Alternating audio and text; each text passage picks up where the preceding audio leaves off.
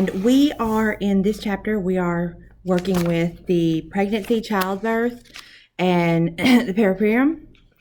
I never say that word right. Certain conditions originated in the perinatal period and congenital malformation, deformations, and chromosomal anomalies. Okay, so I'm actually going to start with chapter 17 in the code book because that's just basic math. The thing that you need to remember is that these are for babies. Okay, so these are for when you're talking about the congenital malformations and chromosome abnormalities. These are just basic birth defects. Okay, so the guidelines are really basic. They're MAT, main term, alphabetic index, tabular. Okay, so if you keep that in mind, then chapter 17, the malformations, deformations, and chromosome abnormalities should be relatively easy. Then, okay, so in chapter 15, there are a ton of guidelines. I mean, a ton of guidelines. If you've looked in there at all at this point, you know that there's like 3-4 pages of them, and it's written really small. The best that you can do is kind of go through there and look at all of the examples that they have in the code book, and look to see why they have that. So when you're looking at this, really read the pregnancy chapter, but keep in mind that when you are looking for the main term in the alphabetic index, almost everything is going to be pregnancy complicated by, or delivery complicated by. If you can, even if someone has like HIV, it's going to be pregnancy complicated by HIV. If they have diabetes, it's going to be pregnancy complicated by, whichever gestational diabetes. So if you can kind of keep that in mind and then learn what some of the terms mean, like when they're talking about internal bleeding, placentas, those kind of things, just know what they're talking about. So when you read it, because a lot of times in the case studies, they don't actually say what the term is, what the medical term is. They give the description. And if you know what it is, and if you've read the chapter, then you're a lot more familiar with what they're talking about.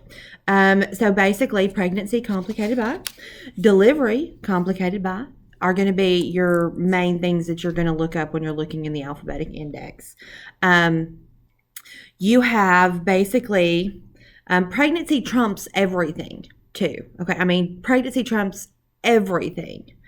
The first code is going to be pregnancy when they're pregnant, because that will affect the way that everyone deals with a patient. Doctors, nurses, everybody, because pregnancy is the most important thing at that point in time. So if it affects the pregnancy, once again, if someone's pregnant and they come in for a broken foot, then the broken foot is going to be why they're there today. But you will still have to be pregnancy. It'll still have to be in there. Okay, so just keep in mind, pregnancy trumps everything. Okay, so when we talk about abortion with regard to pregnancy, that is basically the condition of losing a baby. Is it on purpose? Is it not? Was it planned? Those kind of things. All of those are considered abortion of some type. Also, you have an outcome when you have this, because pregnancy leads to a baby, and the baby is an outcome. When you're coding it, you only code the baby if that was the outcome of that visit. So that's going to be more a delivery complicated by. So, and then once the baby has been delivered, you actually get 2 separate charts. Okay, so in this chapter, we are still on the mama chart. The baby chart, just, if they're asking you to code for the baby, then you do baby. You do the things from chapter 16 in the code book, because that's the baby's chart. But if they're just wanting the codes for the mama, then that's a different chart. Okay, so keep in mind that there are two charts that you're going to be, after the outcome happens, after the baby is delivered, you have mama's chart and you've started baby's chart. All right, so keep in mind that there are two separate people at that point. All right, so pregnancy first when you're coding, pregnancy first, but delivery also goes on the mama's chart. Pregnancy goes on the mama's chart, delivery goes on the mama's chart. Also, when you are charting, when you're doing codes, if there's not a baby, if it's just things throughout the pregnancy, then you are going to be coding, you're going to be giving a Z code, and that is the weeks of gestation. So if you've looked at the guidelines, you see that there's always a Z code, pretty much always Z code. It is a Z3A, okay? And then it's going to be a dot, whatever the weeks are in gestation. So if they're 18 weeks along, then it would be Z3A.18. If they're 7 weeks along, it's going to be Z3A.17. You always use this code, okay? So like one of these description is pregnant patient at 21 weeks gestation admitted with excessive vomiting. The code is the primary code, the main code is 021.2, which is late vomiting in pregnancy, because by week 21 you should be over what they call morning sickness, which typically happens within the first 15, within the first 3 months, your first trimester. So, and it is based on whether or not when you go look up vomiting, you can see that you have early and then you have late. And so the 021.2 is for the late vomiting happening after 20 weeks, and she's in week 21. So you will have 021.2, but then you will have a Z3A code, and it said that the patient at 21 weeks, so you're going to have a Z3A point 21. Okay, so that's the other thing, is just remember that this will come up. Also, Z codes are where you can find high-risk pregnancies. It's where you can, high-risk pregnancies where it's just a checkup. So anytime you have encounters, which is what those would be, like when you have prenatal, just a regular prenatal visit, those are going to be in the Z codes. High-risk prenatal, that's going to be in the Z code, okay? Because those are normal. That's not anything wrong. You know, you're just going for a checkup. So that's where those codes would be. Then, okay, so that's chapter 15, pregnancy in the code book. So if we move along to chapter 16 in the code book, you know, our ICD code book, this one. Then, the next one is certain conditions originating in the perinatal period. All right, so this period is before birth, from 28 days after birth.